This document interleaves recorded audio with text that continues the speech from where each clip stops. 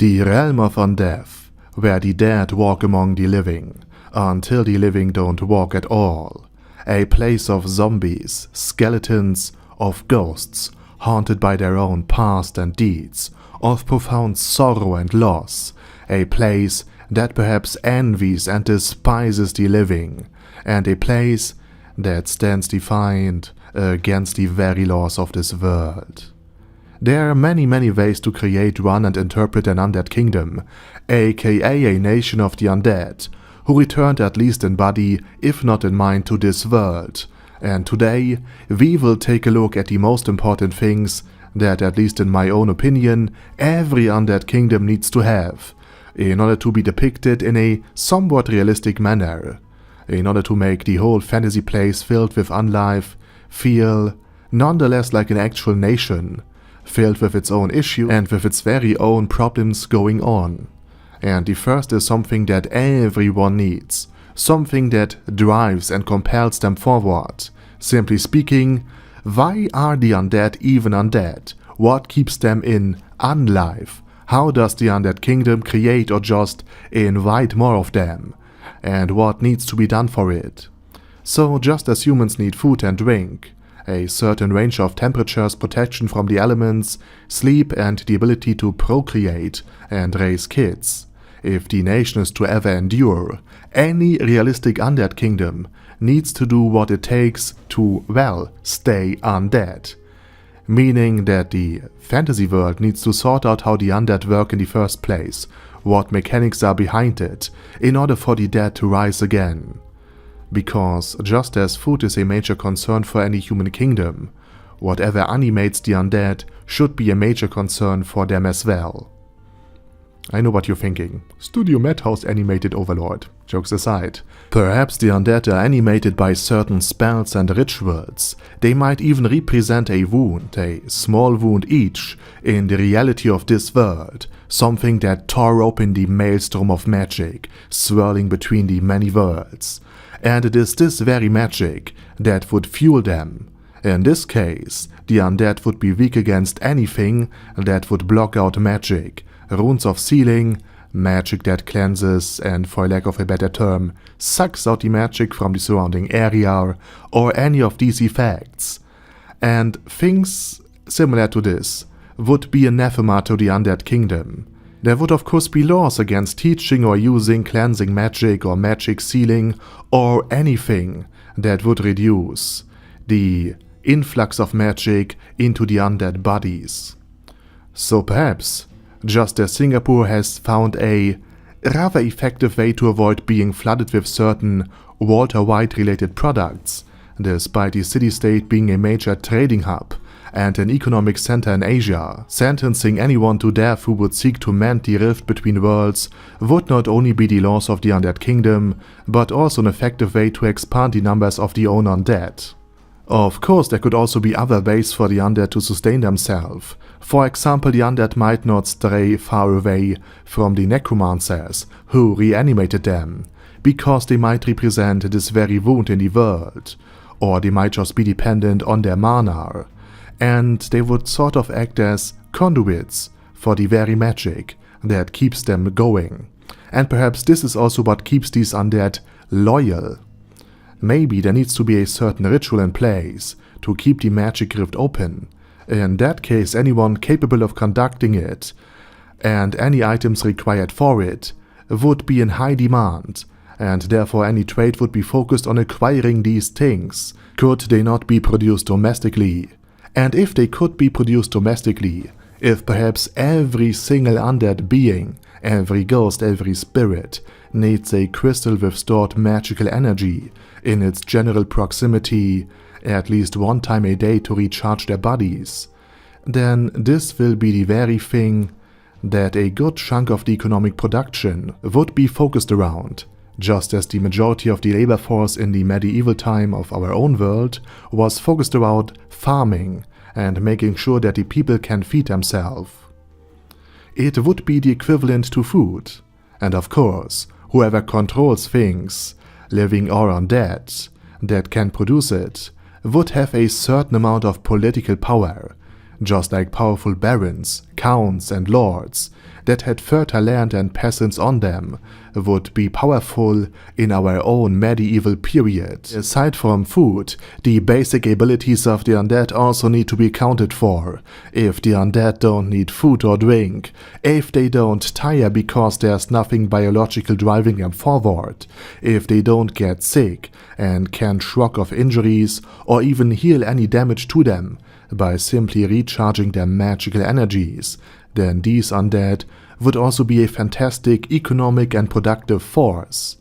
If they can, for example, toil in the mines for 24 hours a day, without tiring, without the need for clean air, or air at all, then not only are things like magical crystal production very, very high, of course all depending on where to find these magical crystals, but let's just pretend they are just like ore. So the production cycle would be somewhat shorter, and the majority of the undead labor force would be free to pursue other things, which would make the Sorcerer Kingdom, the Undead Kingdom, a great economic powerhouse. And other nations or other merchants and powerful traders would also do and conduct things like farming and manufacturing, and other labor-intensive processes, simply because the labor in the Undead Kingdom would be very cheap, and business therefore would be very, very profitable. And we have a concrete fantasy example of all of this. The Sorcerer Kingdom of Einsolgon, and the Sorcerer Kingdom even rents out the undead labor force to other nations, such as the Dwarf Kingdom in the Azalesian Mountains, so that they can work in the mines and the industry there, in exchange for money, which is then used to buy large quantities of ores, metals and coal, while in turn the dwarves import vast quantities of food and lumber from the Sorcerer Kingdom that is situated in the flat and fertile land. Of course, being dependent on undead labor also means that the Dwarf Kingdom is now politically dependent and economically dependent on the Sorcerer Kingdom. So political and economic power go hand in hand.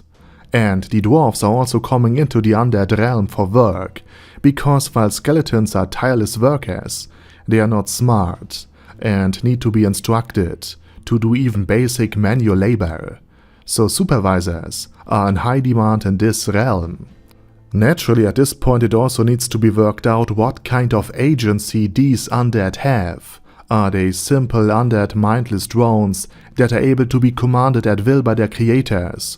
Or do they have thoughts, ideas, ideals and beliefs of their own that they want to follow instead? These things will influence how the kingdom, the Undead Kingdom, or rather the Undead Nation to be a bit more general, is governed. If a single necromancer like Einsolgon is truly able of creating and controlling the various undead, if this necromancer is able to create smart undead as well, then the power will be centralized and concentrated into this very king to an extreme degree.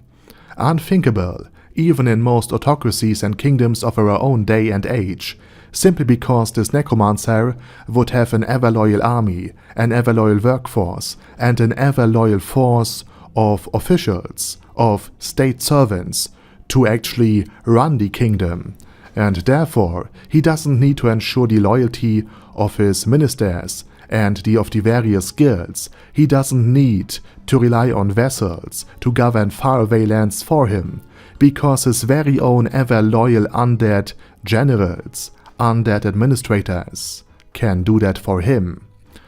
So seeing how one single entity would handle and wield this power would be very, very interesting, especially if he was mortal before. But let's say that there is no single all-powerful necromancer, and the kingdom had been founded in an untamed, unexplored part of the world, an area that was once swampy and filled with dangerous predators and poisonous beings that have prevented any settlement by the living. But necromancers, liches, or other beings capable of controlling the undead have made the area now livable even for the living, and are now maintaining the area. And then these powerful individuals, with their vast numbers of undead, would be the key figures to any king's power. Because after all, no man rules alone, and just like a dictator could be overthrown by his own military or a mob of peasants, and maybe just some fishwomen, which happened in France, and specifically to Louis XVI. The king would need the support or at least the consent of these powerful figures to actually reign. Of course, not all of them, but he needs at least the majority on his side, or a very powerful and influential minority. So perhaps like in the Holy Roman Empire, or just the empire from Warhammer Fantasy, the king would need the vote of an elector count, or other current ruling political forces to ascend to the throne. And even then, he needs to keep the interest of these powerful individuals in mind, so his own power would be limited.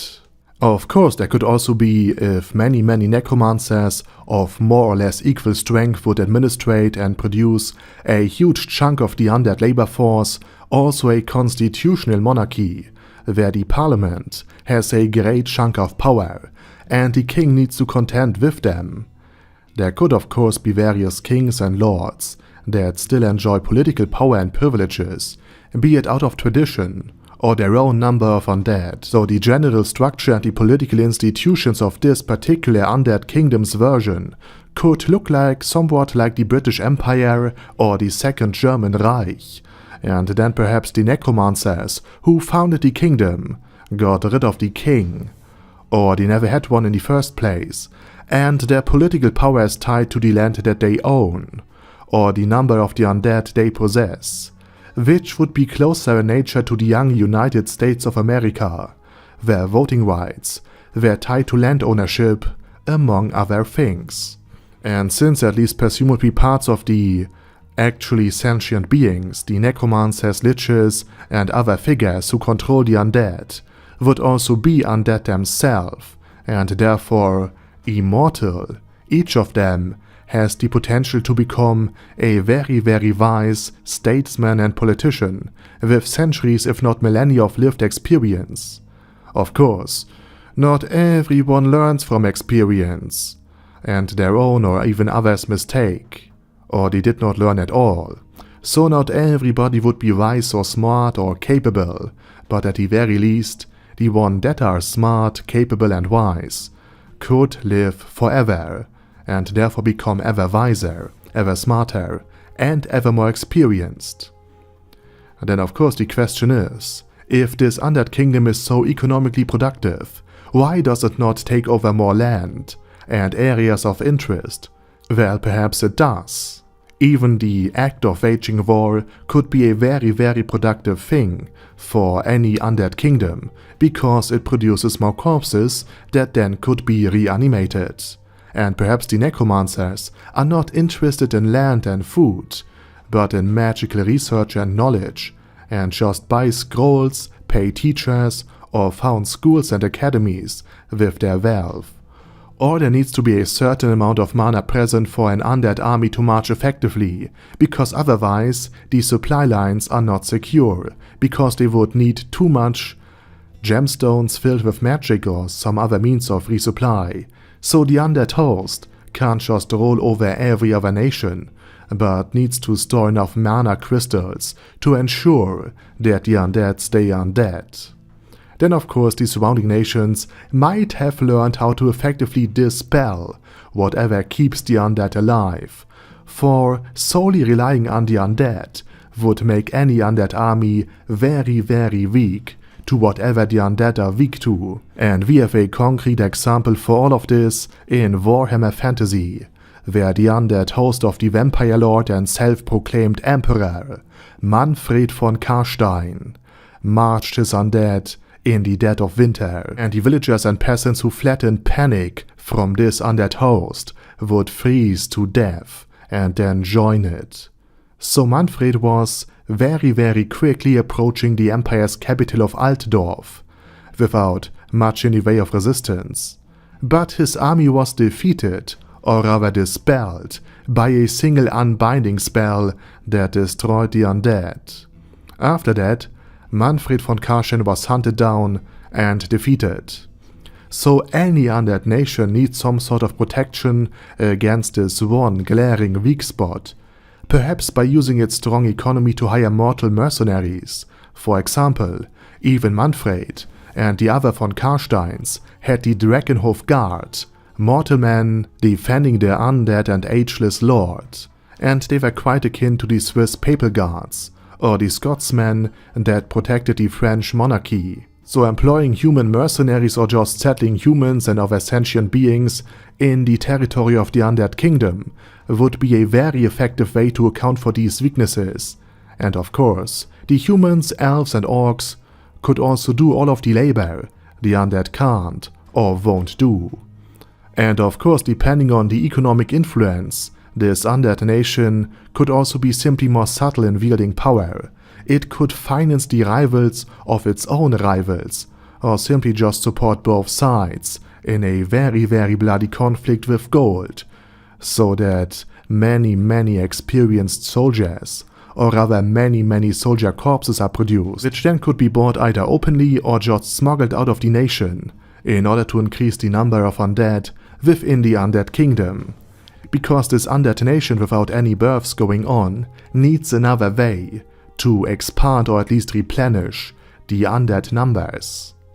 But of course the other living nations might not look too kindly on the undead nation, encouraging, wanting and financing conflicts and wars just for the sake of creating more corpses.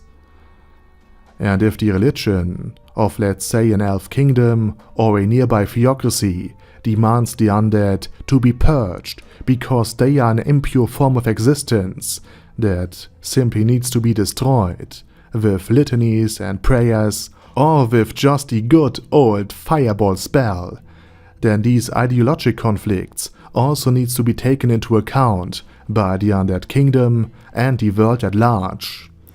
And with that said, we have gone over the most important aspects of how an Undead Kingdom might work, what keeps the undead animated, who holds what amount of political power, what the economy could look like, and what this Undead Kingdom would do or have done to it on the political and international stage. And now it's your turn. Do you want to add something? Do you have thoughts and ideas of your very own? Then let me know them down in the comment section. And while you type, I say thank you very much for watching and have a nice day.